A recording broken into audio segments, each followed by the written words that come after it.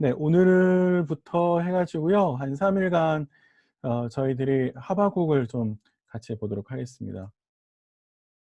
어, 예, 하바국 이렇게 좀 같이 보고요.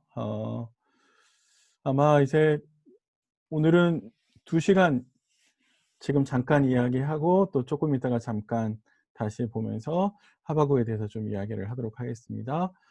예, 하바국은요, 이제 보시는 것처럼 요렇게 써요. 하바국. 이거는 이제 음 제가 이제 한번 보시라고 이렇게 말씀드립니다. 요렇게 읽어요.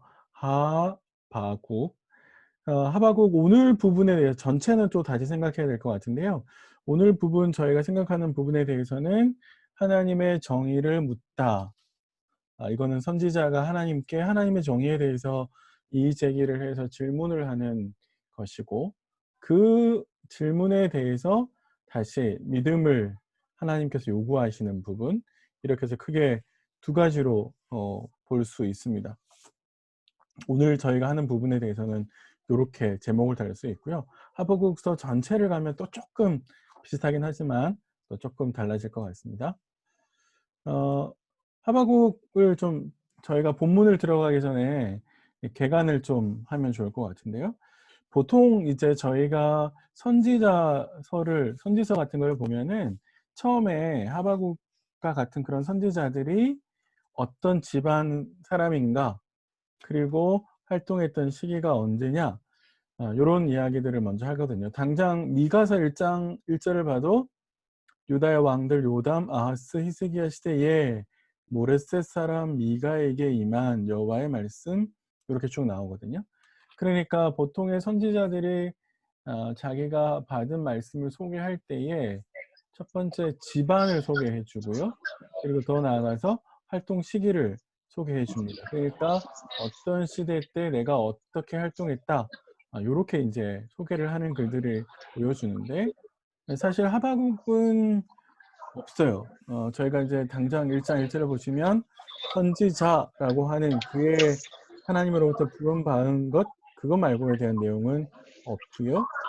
그리고 어 그의 집안에 대해서도 크게 소개가 되고 있지 않습니다. 그래서 사실 하박국이라고 하는 이름 자체도 굉장히 특이한 이름이라고 학자들이 이야기를 하고, 어떤 분들은 식물의 이름에서 나왔다라고 주장을 하거든요.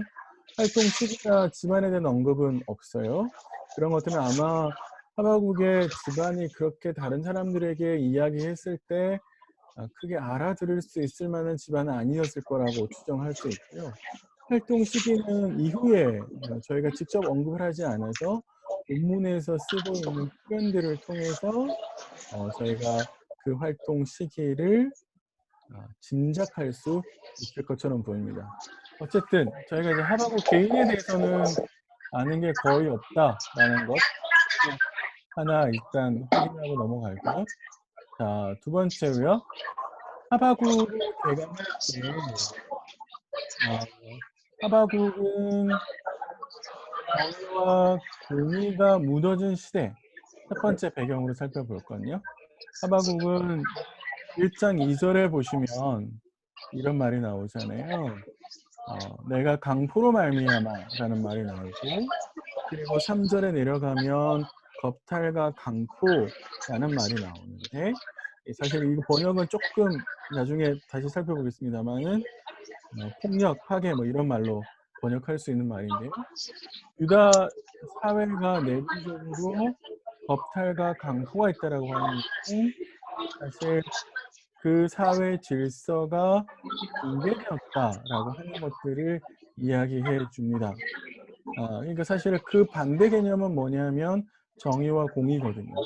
그러니까 아모스에서 이야기하듯이 하나님의 정의와 공의가 살아 있어야 되는데, 사실 유다는 사회 질서가 붕괴되어 버린 그런 시대에 살고 있었다. 이게 인제 우리가 확인할 수 있는 거고요. 두 번째는 여기에 보시면 악인이 4절 같은 데 보시면 "율법이 해이하고 정의가 전혀 시행되지 못했다."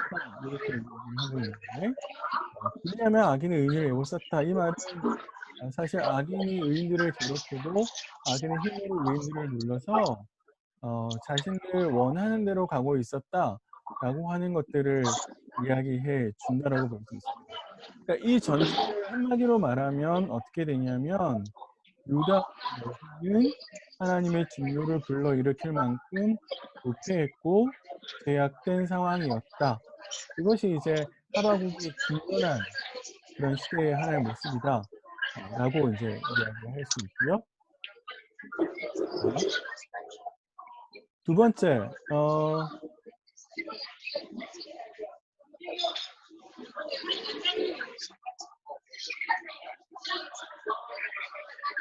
네, 잠깐만요.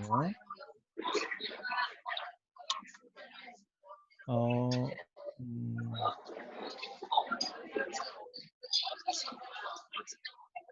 이후에 들어오신 분들,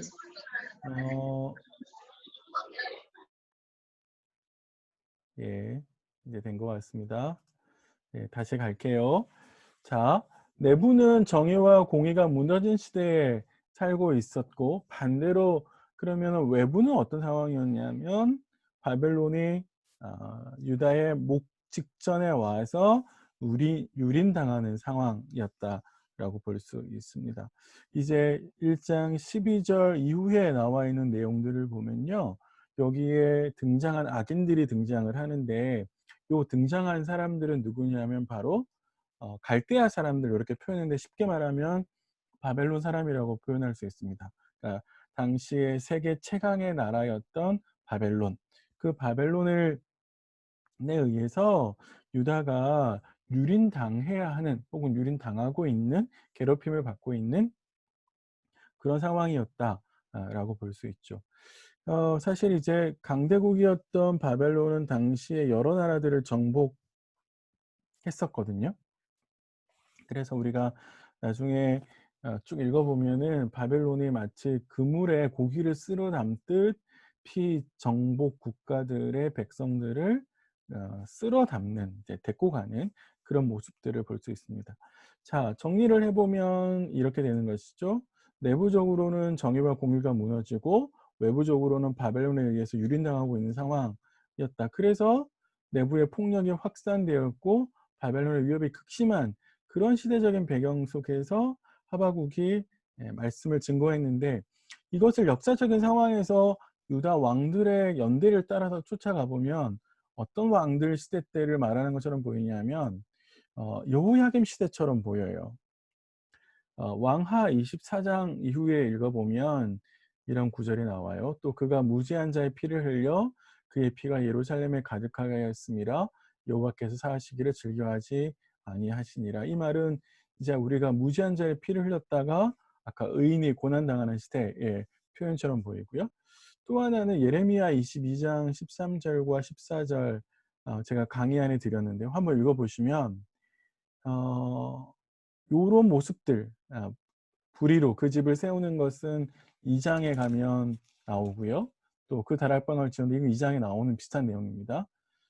그의 품삯을 주지 아니하는 자 이게 화 있었다. 이런 내용들은 모두 다 여호야김이 우리가 아까 봤던 정의와 공의가 무너진 시대의 사람들이라고 볼 수가 있는 것이죠. 자, 그런 면에 있어서 역사적으로는 여호야김의 시대 때에 하나님께서 하박국을 부르셨고 그리고 하박국과 대화하시면서 하나님께서 깨달음을 주시는 것이라고 볼 수 있습니다. 자, 그래서 이 하박국서의 구조는 어떻게 되어 있냐면 하박국서의 구조만 잘 살펴도 하박국이 어떤 논리로 가고 있는지를 알 수 있는데요. 한번 잘 보셔요. 처음에 1장 1절은 시작하는 말이라고 저희들이 이제 표제라고 부르는데 그 표제를 제외하고 나면 요렇게 크게 세 덩어리의 이야기가 돼요. 요렇게 한 덩어리, 요렇게 한 덩어리, 그리고 마지막 요렇게 한 덩어리인데 이 단락들은 모두 다 내부적으로 논리적으로 굉장히 잘 연결되어 있어요. 어떻게 돼 있냐면 처음에 유다 내부에서 일어나는 폭력에 대해서 특별히 의인들이 고난을 당하는 것에 대해서 하박국이 탄식하면서 하나님께 이의 제기를 하거든요. 그 하나님께 이의 제기를 할 때 하나님의 답변이 갈대아 사람을 통해서 징계할게. 그래서 니네 내부에 있는 폭력의 문제, 겁탈의 문제, 뭐 강포의 문제 내가 해결할게. 요렇게 하나님이 대답을 하셨단 말이에요. 그런데 선지자의 입장에서 보니까 하나님의 요 답변, 갈대아 사람을 통해서 징계하겠다라고 하시는 하나님의 요 답변이 하바국의 입장에서 보면 정당하지 않은 겁니다. 그래서 하바국은 하나님의 첫 번째 대답에 대해서 다시 이의 제기를 해요. 하나님 바벨론을 통해서 징계하시겠다라고 하셨는데 그렇게 하신다고 해서 유다 내부에 있는 폭력의 문제, 의인이 고난당하는 신학적인 문제 해결할 수 있습니까? 제가 볼 땐 해결할 수 없어요. 이렇게 대답하는 거고, 두 번째, 아니 어떻게 우리보다 악한 바벨론을 통해서 그래도 상대적으로 의로운 유다를 심판하실 수 있습니까? 그거는 어 악인의 더 악한 일을 행하도록 하시는 거 아닙니까? 하나님 정의로우신 분이신데 그럴 수 있습니까? 라고 두 번째 탄식하면서 이의 제기를 하는 것이고, 그것에 대해서 하나님이 다시 답변하는 내용이 2장 2 절부터 20 절까지인데요. 두 개입니다, 답이. 하나는 하나님 말씀의 확실성에 대해서, 그러니까 비록 사회가 어그러지고 모순이 일어나는 것처럼 보이지만, 그러나 하나님을 따라가는 사람들은 하나님의 말씀이 반드시 확실히 이루어질 거다라고 하는 그 확실성을 가지고 살아야 돼라고 하시는 대답 하나, 그리고 어 바벨론으로 상징되는 악한 사람들에 대해서 내가 반드시 심판할 거야라고 말씀하시는 부분, 요렇게 되고요. 요 답변을 듣고 난 다음에 하바국이 처음에 자기가 가졌던 탄식에 대한 생각을 바꿔요. 바꾸면서 자신의 신학적인 생각과 전제를 바꾸어서 하바국이 결단하면서 하나님께 부응해 주십시오. 하나님의 말씀이 현실에서도 이루어질 수 있도록 해 주십시오. 비록 심판에 있고 나를 둘러싸고 있는 여러 가지 환경이 어렵지만 그럼에도 불구하고 내가 하나님 말씀을 잘 듣고 가겠습니다. 라고 하는 그런 내용이 나오는 부분이 마지막 부분입니다. 자, 그러니까 이야기가 하나, 둘, 세 개로 나눌 수 있는데 요건 요렇게 굉장히 밀접하게 연관이 되어 가고 있다라고 하는 것들을 볼 수 있습니다. 자, 그래서 논리적으로 문단이 요렇게 전개가 되는 거예요. 이의 제기를 하고 답변을 하고, 그 답변에 대해서 하바국이 다시 제기를 하고, 그 이의 제기에 대해서 다시 하나님이 두 가지로 답변을 합니다. 그 답변을 듣고 난 하바국이 이의 제기를 다시 하는 게 아니라 결단하고 자신의 생각을 바꾸어서 하나님이 하시는 일에 대해서 신뢰하고 또 신뢰함으로 나아가겠다라고 하는 게 이제 하바국의 논리가 이렇게 지나가는 거고요. 사실 이제 요런 논리적인 전개가 우리에게 주는 함의는 뭐냐면, 요런 논리 전개만 딱 봤을 때 보면요. 사실은 하바국이 이의 제기하는 거는 당시에 하바국만 그렇게 한 것이 아니라 나중에 저희가 보겠습니다만 하바국을 비롯한 여러 사람들이 한 거거든요. 그런 것들은 뭐냐면 당시 사람들의 신학적인 전제가 있는 거예요. 어 딱 그 신학적인 틀이 있는 거죠. 깨지 않으려고 하는.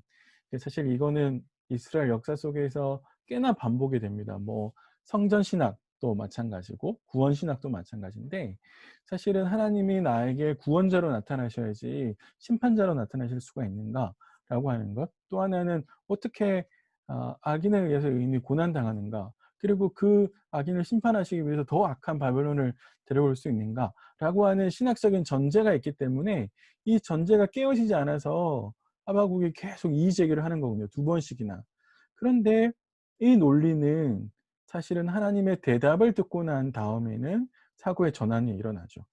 자신의 신학적인 전제가 깨지고 그 전제로부터 깨짐으로 말미암아 신앙이 성숙하게 되고, 그래서 하나님을 신뢰하면서 믿음을 지켜나가는 모습으로 바뀌게 됩니다.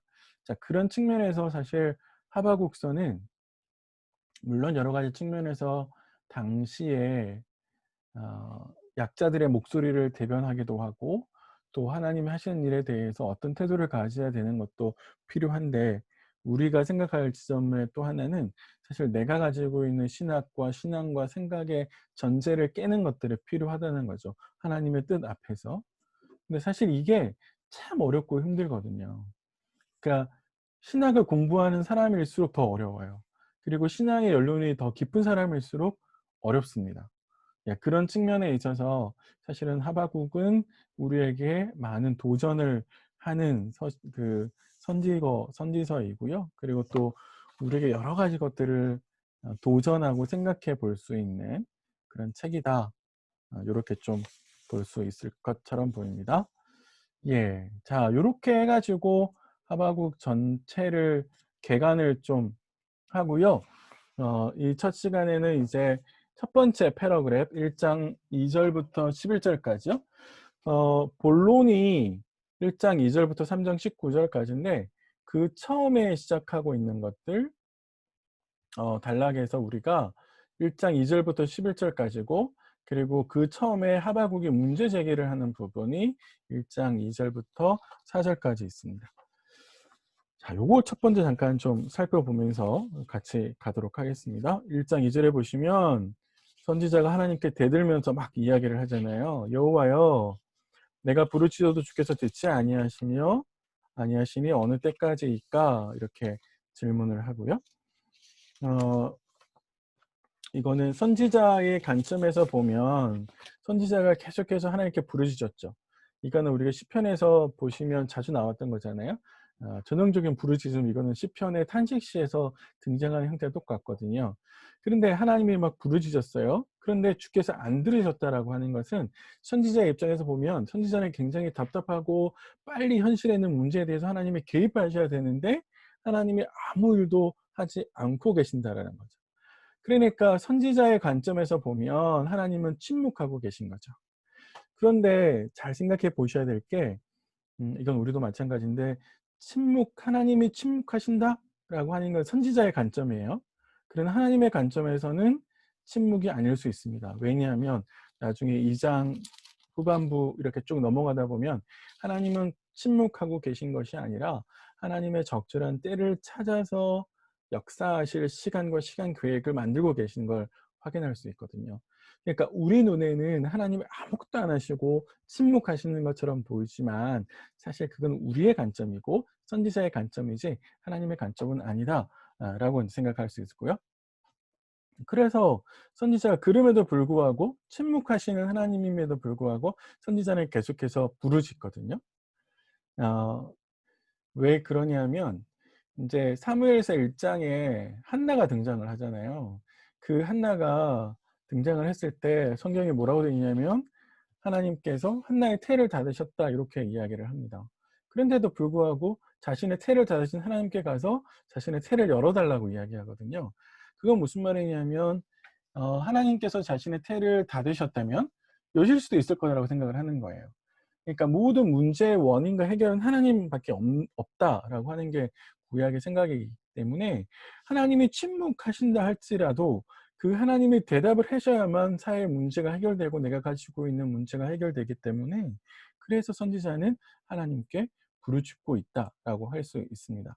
그러면 선지자가 왜 부르짖느냐라고 하면 이제 3절 이하에 나와 있는데, 악인들이 폭력을 행하고 그 폭력 때문에 의인들이 고난을 당하는 것이죠.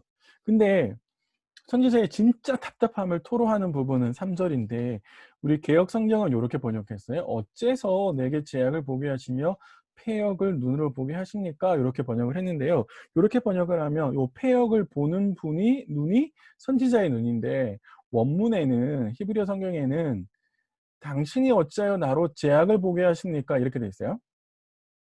그리고 나서 "패역을 바라만 보십니까?" 요렇게 번역을 합니다. 그러니까 이거는 패역을 바라만 본다라고 하는 건 하나님께서 보고 계시는데 하나님이 그저 간섭을 하지 않으시고 바라만 보고 계시다는 거예요. 그래서 요거는 제가 임의로 이해하기 쉬우시라고 집어넣었습니다. "왜 당신은 패역을 바라만 보십니까?" 요렇게 이야기한다라는 거예요.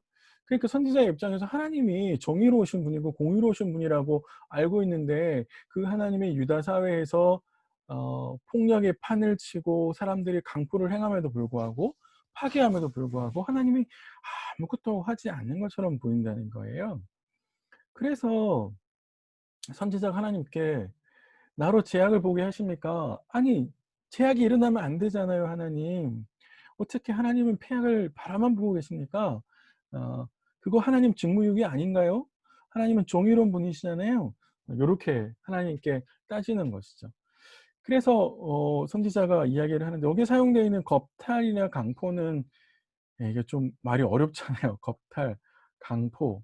이건 사실 파괴랑 폭력이라고 번역하는 게 더 낫겠습니다. 직역하면 요런 말이고요. 이런 단어들은 주로 권력가들, 그러니까 정권을 잡은 그 왕이라 그러잖아요. 왕과 그 왕의 이 부하들에 의해서 사실 소위 기득권에 있는 사람들이 행하는 그런 것들, 권력가들에 의해서 행해지는 폭력들을 말하는 것이고요. 생각해 보세요. 윗물이 흐리면 어떻게 될까요? 아랫물은 당연히, 예, 전 유다 사회가 폭력으로 물들여지겠죠. 그러니까 왕도 그렇고 신하들도 그렇고 정권을 가진 사람들도 그렇고 권력가들도 그렇고 돈 있는 사람들도 그러니까 나라 전체가 파괴와 폭력이 일어나는, 그래서 한마디로 말하면 내부적으로 네, 그 유다 사회가 가지고 있는 질서가 무너져 버리는 상황이 되는 거고요. 그렇게 하다 보니까 말씀을 지키고 말씀대로 살아가려고 하는 의인들이 고난을 당할 수밖에 없는 시대가 되는 것이죠. 율법이 해이해지잖아요.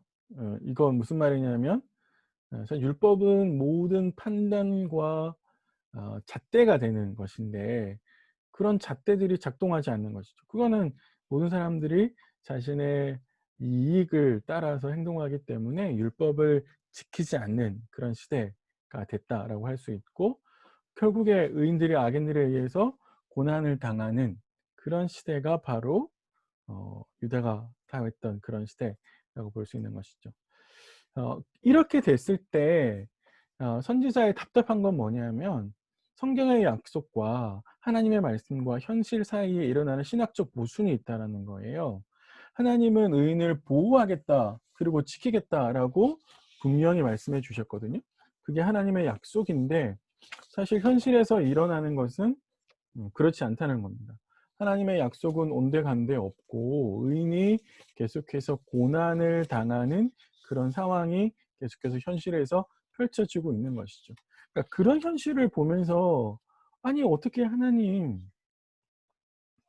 이거 말이 안 되지 않습니까? 하나님의 약속은 의인을 보호하고 말씀을 지키시는 사람들을 끝까지 지키고 보호하겠다라고 하는 게 하나님 말씀 아니셨습니까? 내가 알고 있는 하나님은 그런 분인데 어떻게 현실에서는 의인이 악인들에 의해서 고난을 당하고 그 악인들이 그렇게 잘 살아갈 수 있습니까?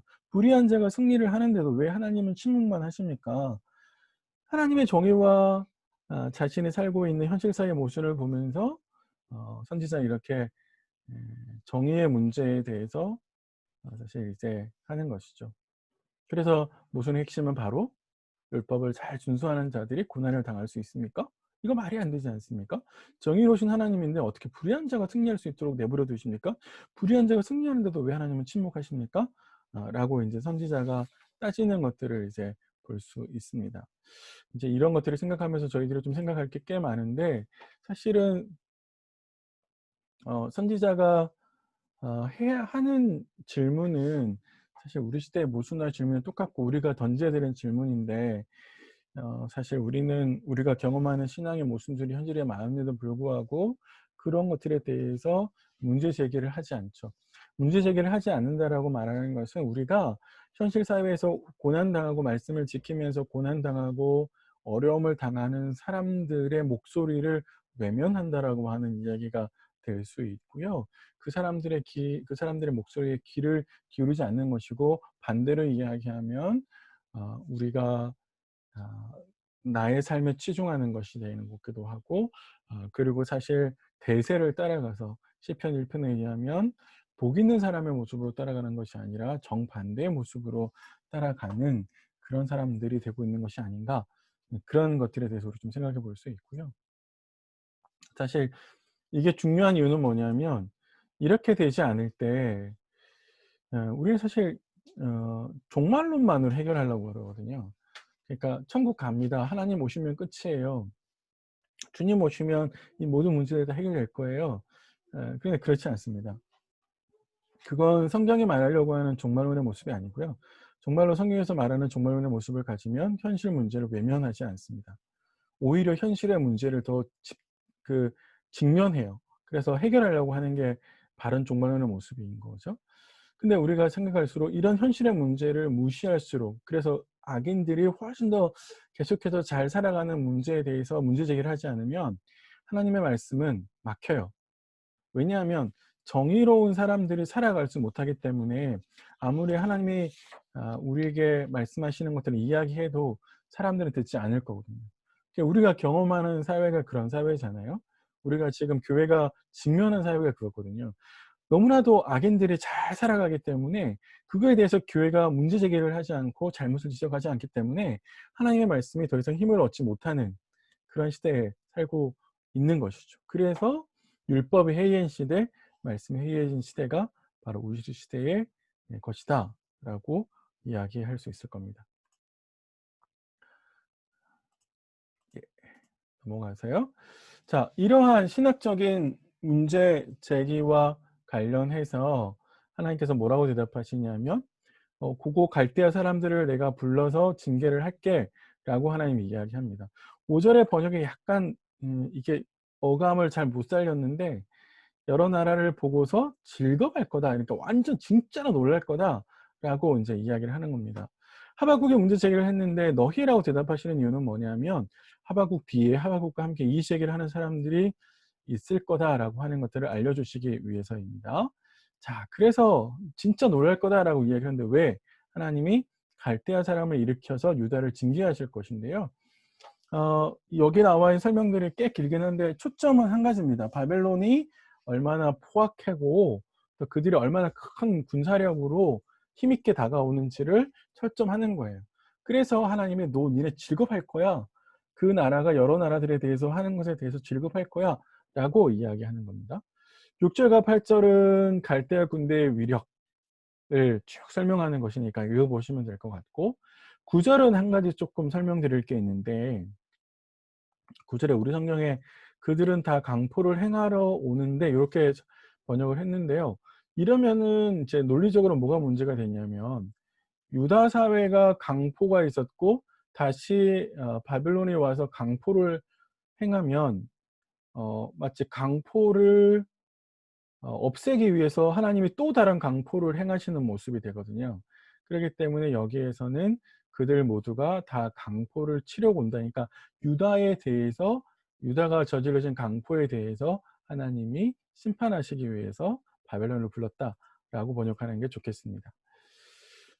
자, 그래서 다시 인제 11절에 보면 11절 하나만 좀 더 볼게요.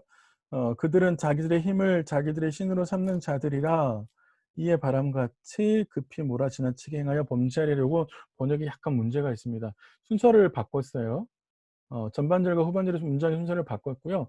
범죄하겠다라고 하는 이 번역은 약간 가치 판단이 들어간 번역자의 가치 판단이 들어간 번역입니다. 그래서 요렇게 번역하는 게 좋아요. 그때 그가 바람처럼 몰아서 지나갈 거다. 그러니까 이거는 바벨론 군대가 얼마나 빨리빨리 움직이는지를 보여주는 것이고 그러니까 이런 것들이 그의 힘이고 그의 힘을 신으로 삼아서 그러니까 마치 자기 힘을 맹신해서 가는 그런 군대라고 하는 것이죠. 어 우리가 생각할 거는 뭐냐면 이 문단이 하나님이 대답인데 선지자의 질문에 대한 하나님의 답변이잖아요. 그래서 하나님이 답변에 대해서 선지자는 이해하지 못하지만 하나님은 지금 뭐라고 대답하시는 거냐면 니네가 거룩한 사람으로 부름을 받았는데 니네가 그 거룩한 삶을 살지 못했기 때문에 내가 그 벌로 세상에서 가장 악한 이들을 불러서 너희를 징계하는 거야. 하나님의 입장에서 보면 요렇게 지금 대답을 하고 계시는 것처럼 보이거든요. 근데 이게 역사에서 반복이 돼요. 북이스라엘이 멸망했을 때 아수르에 멸망당했거든요. 근데 아수르는 당대 최강에서 제일 악한 나라들, 정말로 악랄하게 사람들을 못 살게 구는 나라였거든요. 이 아수르가 포로들을 끌고 갈 때 포로와 기에다가 낚싯바늘을 깨어서 앞사람과 뒷사람을 연결시켜서 끌고 가게 했거든요. 못 도망가게. 정말 악랄한 사람들이고요. 유다도 바벨론에 의해서 망하는데 선지자가 이야기하듯이 정말로 악한 사람들이거든요. 그런 점에 있어서 우리 시대 교회는 어땠을까요?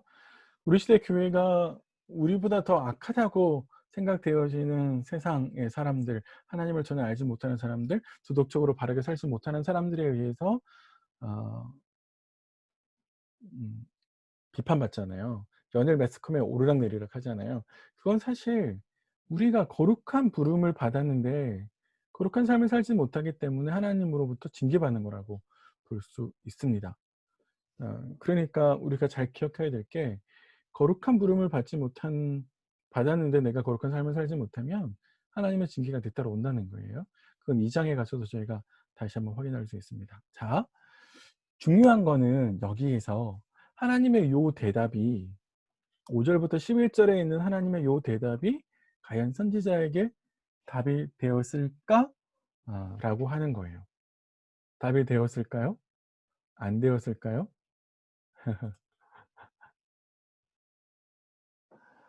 예. 어 어 요까지 일단 제가 좀 같이 살폈는데요. 제 화면이 안 나오네요.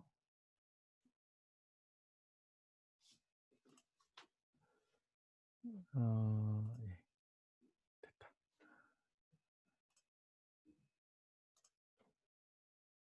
자, 여기까지는 이해 가셨어요? 네. 예. 제가 다 음소거를 해 놔서 그러군요. 자, 잠깐만 쉬겠습니다. 제가 요거를 녹화를 하려면 시간이 좀 걸려요. 그래서 화장실 갔다 오시고 물 한 모금 마시고요. 제가 곧바로 녹화가 저장되는 시간 쪼끔 기다려 주시고 그러면 또 한 번 링크를 단톡방에 걸겠습니다. 그때 다시 또 들어오시면 두 번째 1장 12 절부터 2장 4 절까지 살펴보도록 하겠습니다. 네. 괜찮으시죠? 네. 네. 자, 그러면 쪼끔 있다가 우리 다시 봬요.